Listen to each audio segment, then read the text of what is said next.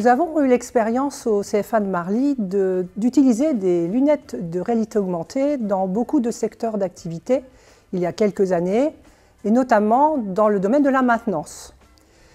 Au moment de l'appel à projet Santé Sécurité au Travail du 3CA BTP, tout naturellement, les collaborateurs, formateurs et moi-même, nous avons eu l'idée de travailler sur un sujet santé-sécurité qui nous occupait, qui était la mise en place de l'AIPR, donc l'intervention à proximité des réseaux, formation réglementaire qui apparaît dans nos référentiels et qui demande des compétences particulières.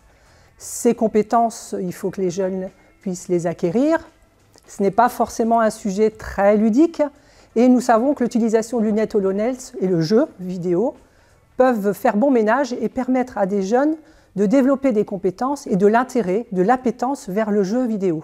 Donc tout naturellement, cet appel à projet tombait à pic pour allier à la fois le numérique à la santé-sécurité au travail. Alors le premier impact, le premier enjeu, c'est effectivement de répondre à l'appétence et la demande de notre jeune génération qui a l'habitude de l'outil numérique et qui va apprendre différemment avec et apprendre de nouvelles compétences avec d'autres techniques et d'autres méthodes.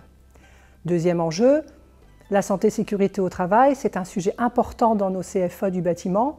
On sait que le public apprenti est accidentogène et que les sujets de sécurité ne manquent pas pour permettre d'améliorer les conditions de travail et d'éviter les dangers.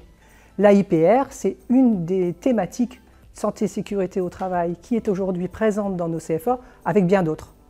Troisième enjeu, faire évoluer nos collaborateurs formateurs dans leur méthode d'enseignement. Ce sont des gens de chantier, des professionnels avertis, mais dès demain, il y aura de nouvelles techniques sur le chantier. On est certain que d'ici 15 ou 20 ans, l'utilisation de lunettes de réalité augmentée ou de technologies qui s'y approchent seront présentes au quotidien sur les chantiers et nos jeunes ont besoin d'y être sensibilisés.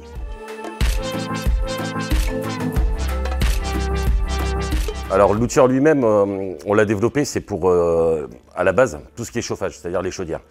Et surtout, c'était d'avoir les chaudières qui apparaissaient devant nous avant d'y toucher réellement. Le contenu de ce logiciel est vraiment intéressant parce qu'on peut partir d'une numérisation, c'est-à-dire avoir vraiment la chaudière qui apparaît devant nous, faire le tour de la chaudière, venir prendre les éléments, les déplacer. Mais on peut très bien avoir aussi une sorte de QCM où on va voir apparaître le chantier avec une grue et avoir la tête de la grue, la prendre, la déplacer sur un curseur pour aller répondre à la question. C'est-à-dire qu'il va avoir 3 possibilités de réponse et le jeune va venir mettre sa réponse. Dès qu'il a répondu à sa question, il y a toujours une question de temps parce qu'on reste dans le jeu, il va valider sa réponse et il passe à la suivante. Pour remplir tout son QCM, alors en l'occurrence pour l'AIPR, il y a 27 questions et à la fin des 27 questions, il y a son résultat. Et avec ce résultat, bien sûr, ça lui donne à peu près son niveau, on pourrait très bien prendre ce résultat et le lancer sur un autre dossier pour récupérer une notation. L'arrivée de la réalité augmentée, c'est l'avenir. Quand on regarde bien, nos jeunes sont tout de suite attirés par ça. On peut prendre l'exemple du cours que j'ai fait juste avant. J'ai juste à mettre le système, ils sont attirés, ils regardent. On interagit avec eux, parce que c'est ça, il y a l'interaction. Là, directement, ils se lancent dans la thématique et ils veulent participer. Alors l'avantage sur les chantiers, c'est que si on a ces lunettes de réalité augmentée, où on a beaucoup de mal, c'est de récupérer les documentations, tout ça. Là, on pourrait récupérer directement les documentations via Internet, vu que c'est connecté. En plus, on irait directement sur l'élément, on l'identifie. Donc bon, il va nous donner des bistodes, des noms de pièces. Je vais cliquer dessus, il va nous donner une référence, et directement, je pourrais envoyer le devis, alors soit à mon entrepôt, tout ça, savoir si c'est disponible, et remplir les devis directement.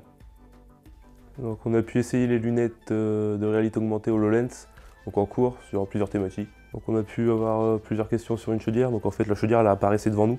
Au cours du premier programme qu'on avait essayé, c'était une sorte de jeu avec les chaudières. Et on devait trouver dans un temps imparti différentes pièces. Et plus on allait vite, plus on avait de vie accumulée. Donc le deuxième programme était similaire au premier, donc c'était pareil, un système, un jeu avec un temps imparti. Donc nous devons répondre à des questions, c'est sur le domaine de l'électricité. Ça permet vraiment d'accélérer l'apprentissage. Puis on peut se balader dedans, si on a une question, on a juste à se déplacer, regarder. C'est sûr que c'est toujours plus intéressant d'apprendre en s'amusant que d'apprendre sur une feuille de papier comme on a l'habitude. Mais je pense que ça peut être un outil d'aide à l'apprentissage pour aider dans le domaine, la formation, mais je ne pense pas qu'on pourra remplacer un formateur. Ces lunettes peuvent nous aider à l'avenir.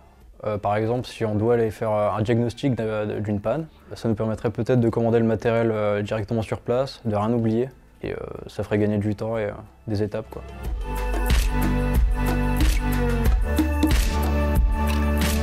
Alors, sur l'aspect numérique et utilisation de matériel d'enseignement, on va dire virtuel ou réalité augmentée, il faut faire un choix déjà.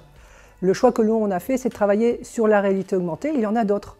Je vous l'ai dit au début de l'intervention, on avait une expérience en maintenance qui nous a satisfait et on a voulu continuer vers un matériel. Donc il faut faire le choix de ce matériel et je pense qu'il faut s'équiper d'un bon collaborateur professionnel qui peut aider l'équipe de formateurs à formaliser et à alimenter l'outil parce qu'il y a effectivement des compétences informatiques et techniques à avoir près de soi. Et qu'il y ait une bonne collaboration entre la demande du formateur, qui lui voit ce qu'il veut avoir, et la concrétisation du programme dans les lunettes. S'il n'y a pas une bonne collaboration, le résultat ne va pas satisfaire le formateur et il ne se l'appropriera pas. Donc c'est important. Après, derrière, les jeunes, eux, c'est les plus faciles à convaincre parce qu'ils vivent dans le monde du numérique et c'est un outil qui leur plaît tout de suite.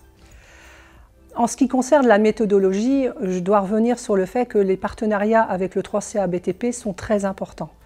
Aujourd'hui, développer des séquences de formation en réalité virtuelle, augmentée, des séquences numériques, demande un investissement important pour les CFA et l'accompagnement du 3CA BTP ainsi que de l'OPP BTP pour la méthodologie sont importants pour nous parce que ça fait avancer à la fois le numérique, la santé et sécurité au travail et l'ouverture à bien d'autres sujets que la réalité augmentée peut nous fournir et que nous avons l'occasion plusieurs fois d'apprécier dans les CFA.